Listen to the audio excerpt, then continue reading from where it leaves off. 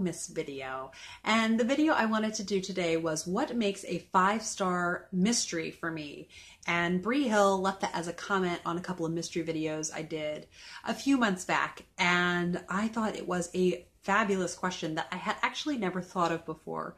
And especially I was intrigued once I started thinking about it because I realized I actually don't give 5 stars to many mysteries, simply because they're so much fun for me. I'm really satisfied reading a lot of 3-star mysteries because they don't take a lot of effort to read.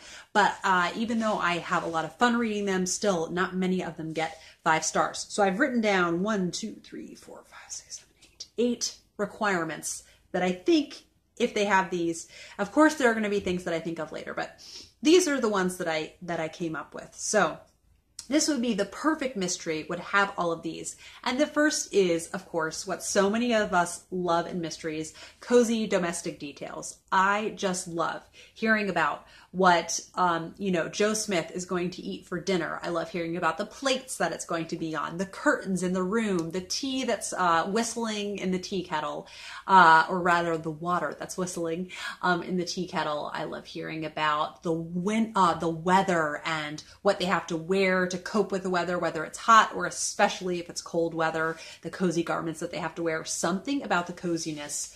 I think because I am a homebody, I just absolutely adore. So I love cozy domestic details.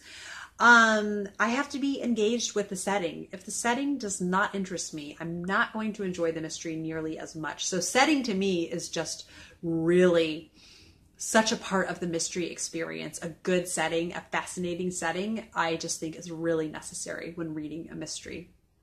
It has to be an interesting crime. So it has to fascinate me. It has to be something that pulls me in, and it can't just be, somebody wanted an inheritance. And so, it was like the nephew who was going to get it and was written out of the will, then murders them. That's not that interesting unless the way that they told it, was made to be interesting, or if it included the next factor of psychological analysis. So sometimes the crime doesn't have to be quite as intriguing if there is a lot of psychological analysis. If there is, getting in their head and kind of like, what is going on? Really, really, I just love getting in the head of people and really getting to know and getting to the core of why did this crime happen. If there's humor, this is a nice bonus. I do like it when books can amuse me. I love all of the humor in the Her Royal Spyness series. I just love it so, so much.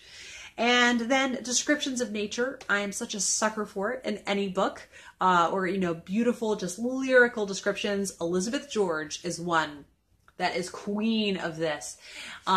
Just like the way the light comes in a room. She can make it just a symphony with just how beautifully she writes it. She could do a book on the way the light comes in the room and I would still love it. It's just it's in the telling. It's all in the telling.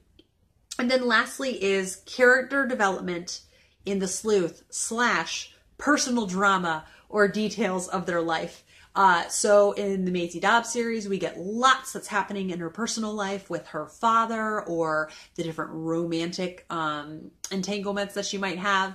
I love in the Inspector Wexford series, and he has a relatively stable home life, but just getting to hear about his wife and getting to hear about his daughters and how their lives are doing, all sorts of things like that. The Inspector Lindley series, where a lot of his work and his personal life is intertwined. It's a really interesting mixture. So those are all the things that I love. And this is a very short video, but those are the only things that I think, are requirements in a 5-star mystery from me. But let me know other things that you love in mysteries. And I'm sure some of them I'll go, yes, why didn't I think of putting that in this video? But these are the ones that I came up with thus far. So I hope you guys are having a lovely Vlogmas, and I will see you for another video soon. Bye.